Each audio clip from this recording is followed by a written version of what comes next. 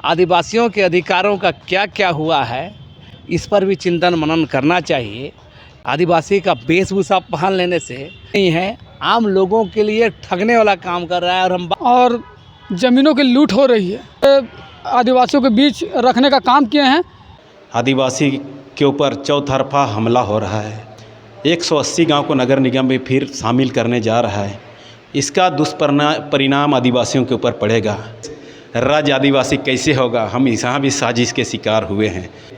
सरकार का नीति ऐसा कि हम धीरे धीरे समाप्ति की ओर जा रहे हैं। इसीलिए के साथ आज कहीं ना कहीं अतिक्रमण हो रहा है, उनका लूट हो रहा है।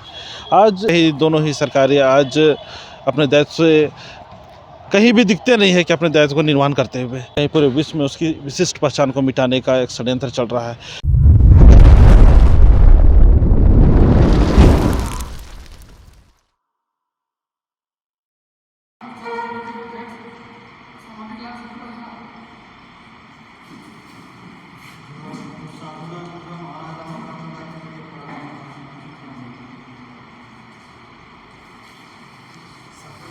दादा, आप लोग आदिवासी दिवस पर परिचर्चा रखेंगे, क्या कहेंगे? आज हम लोग अंतर्राष्ट्रीय आदिवासी दिवस और आदिवासियों के अधिकार, इस संदर्भ पर आज हम लोग एक परिचर्चा का आयोजन किए हैं कि बहुत लोग आदिवासी जो दिवस होता है वो जश्न के रूप से मनाता है और मनाना ही चाहिए, लेकिन उसके मूल विषय पे आना चाहिए। मूल बात क्या है कि अंतर्राष्ट्रीय आदिवासी दिवस का शुरुआत ही आदिवासियों को जन जागरण के लिए, आदिवासी अधिकारों को बढ़ावा देने के लिए और आदिवासियों के जो हासिल है वो कितना मिल रहा है उस पर मूल्यांकन करने के लिए शुरुआत किया था संयुक्त राष्ट्र संघ ने। लेकिन देश के अंदर में भारतीय संविधान बनने के बाद आदिवासियों के अधिकारों का क्या क्या हुआ है, इस पर भी चिंतन मनन करना चाहिए।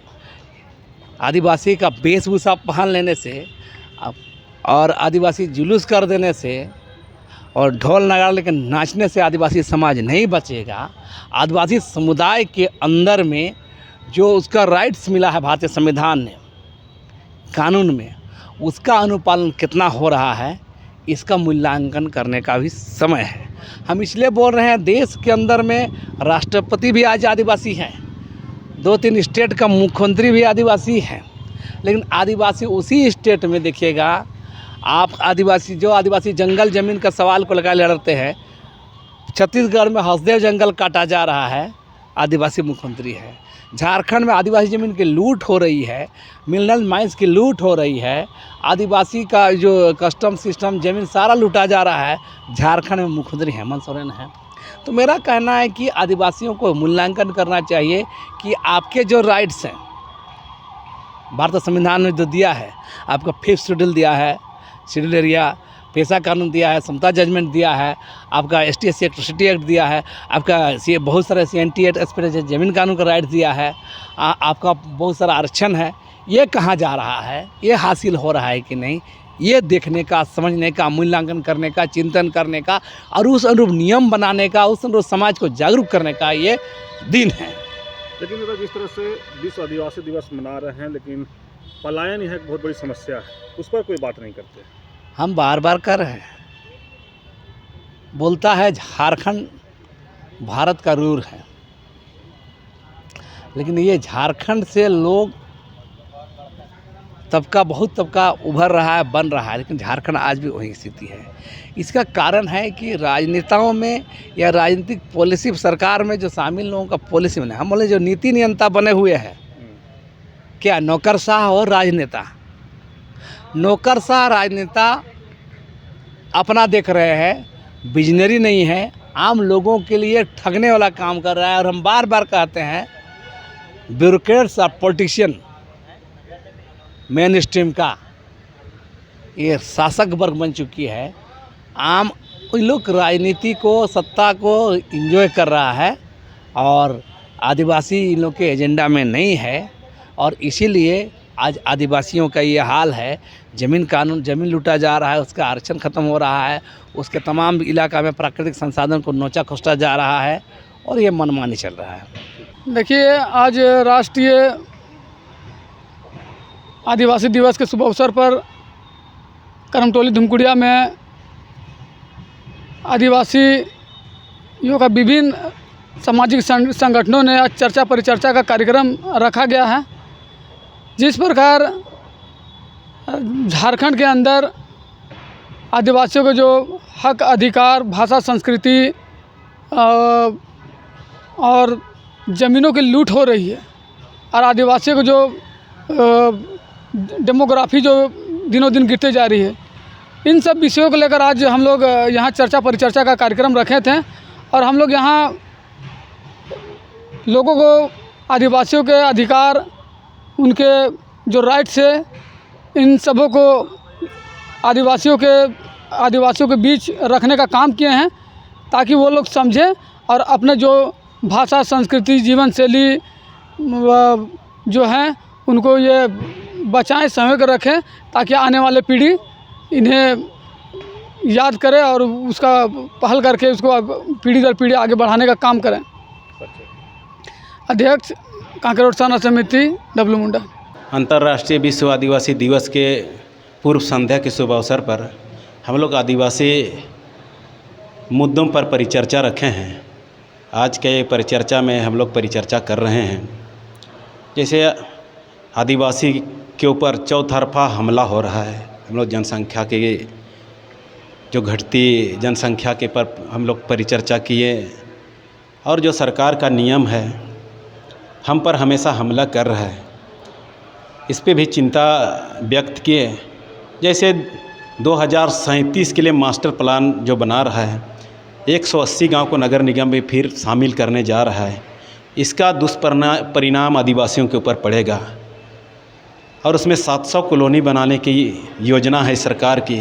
हम विस्थापित होंगे और बाहर के लोग स्थापित होंगे, इस पर भी हम लोग चिंता जाहिर कर रहे हैं और इसके लिए बड़ा प्लानिंग करने जा रहे हैं हम लोग आगे के लिए, इसके विरोध में आंदोलन का। और इसके साथ साथ हम लोग के साथ जो झारखंड जब हुए अब 24 साल हो गए, इसमें भी हम लोग छाले गए। पहले लाल कृष्ण आडवाणी जी जो गृह मंत्री हुआ करते थे, झारखंड अलग देने से पहले आदिवासियों की लंबी लड़ाई और आदिवासियों की मांग के लिए आदिवासियों के लिए झारखंड दे रहे हैं और केंद्र सरकार द्वारा दिया जा रहा है, ये बोले थे। और इसके पीछे आदिवासियों के लिए विशेष राज्य का दर्जा देने का था, लेकिन इसमें भी हम लोग साजिश के शिकार हो गए और हम लोग 13 जिला आदिवासियों का है और 18 जिला झारखंड अलग हुआ था।